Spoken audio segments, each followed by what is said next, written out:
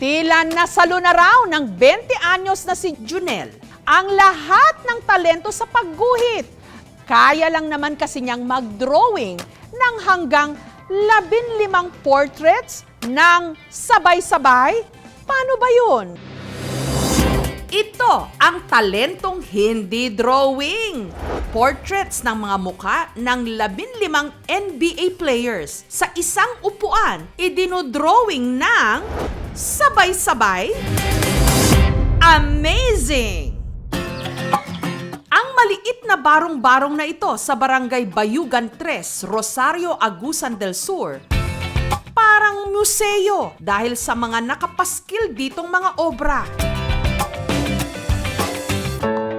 Lahat ng ito, likha ng nagsusumiksik sa sulok ng kanilang tahanan, ang 20 anyos na si Junel.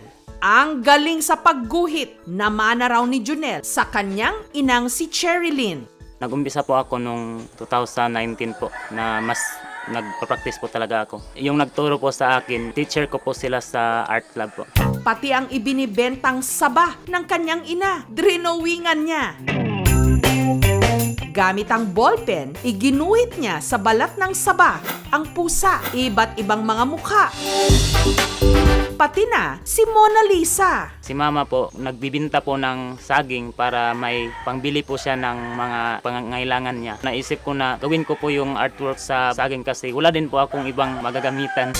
Sinusubukan din ni Junel ang realistic art. Sa paggawa ng charcoal art, kumikita si Junel ng 1,500 to 1,700 pesos. Pag wala akong nabibintang art, minsan wala po kaming ulam. Minsan may humihingi din sa akin ng discount. Sa 1.5 po, ginagawa nilang 900. Mag-isang itinataguyod ni Nanay Cherilyn ang kanyang mga anak matapos silang iwan ng kanyang mister. Naglisod yun mi at wala namin makaon. Naami diri nag-uma, niya na maligyag mga noog, baligya ko ng mga saging, mga kardaba. Gusto ko na pagbutihan ko po yung pag-aaral at saka paggawa ng artwork po kasi gusto ko po matulungan din po si mama.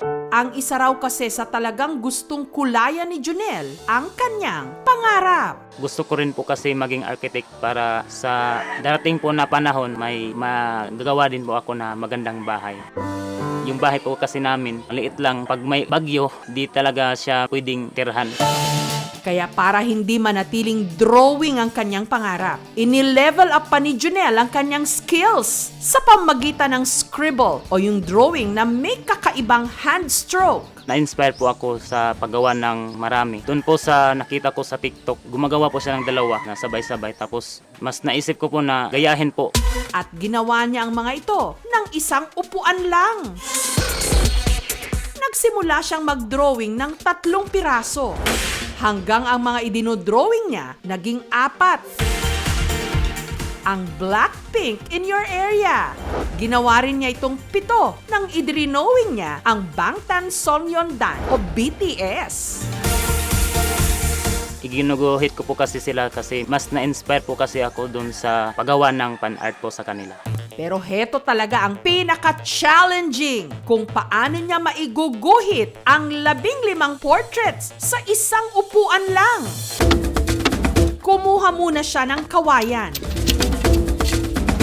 At itinali rito ang ballpen gamit ang goma. Yung sa kawayan po doon sa may lupa namin, pinapanday ko po na para may patungan lang po ng cellphone. Yung mga rubber po, mga gamit ko po yun na bata pa po ako tapos ayun naisip ko na magagamit din pala. Pagkatapos nating ma-outline yung object natin, isa-isahin natin siyang ilalatag sa misa natin. At meron pa siyang ipinagtapat na sikreto sa kanyang pag-i-scribble. Susunod, ano nga ba ang teknik ni Junel sa pagguhit ng parang sabay-sabay na portraits? At ang hindi niya alam, meron palang nakapanood sa kanyang pambihirang talento. Sino siya? Hi, Junel Salido! Susunod na! Marami ang namangha sa talento ni Junel na para bang sabay-sabay niyang iginuguhit ang iba't ibang portraits. Ngunit paglilinaw niya, nagmumukha lang daw sabay-sabay ang kanyang drawing. Pero ang totoo, Iniisa-isa niya talaga ang mga ito. Sinisimulan niya ang ulo at kapag umabot na siya sa dulo, tila sinasagwan na niya ang hawak niyang kawayan at dito na raw nagkakailusyon na sabay-sabay niya itong iginuguhit.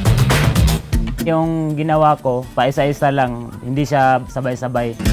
Sa dulo naman, hindi ko na kailangan siya na tumayo kasi may ballpen na nakatapat sa portrait. Di naman po siya natatamaan kasi sa dami ng ballpen, na-adjust ko siya. Ganito lang yung position mo hanggang matapos yung portrait na ginagawa mo.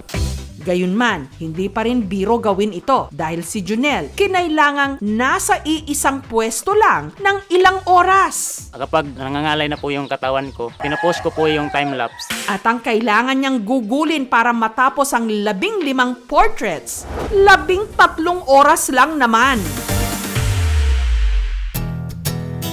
Bilang pagbibigay-pugay sa kanyang mga obra, ang kanyang mga likha, pinagsama-sama namin sa isang exhibit. Buhay na buhay talaga yung mga larawan. Sobrang amazing. Ang dami pa niyang drawing. Ang hindi alam ni Junel, meron siyang celebrity fan. Hi, Junel Salido! Grabe, napakagaling ng mga sketches mo, mga drawings mo. Sana ipagpatuloy mo lang yan dahil meron kang God-given talent. Maraming salamat dahil ang dami mong napapasaya. Keep going, don't give up, and stay safe always. God bless you! Ako kay kong pagpasalamat labo na kay Jillian Ward. Isa siya sa ako ang inspiration sa pagdrawing. Tako di gid maihap ang ako ang kalipay karon tungod kay nakita niya.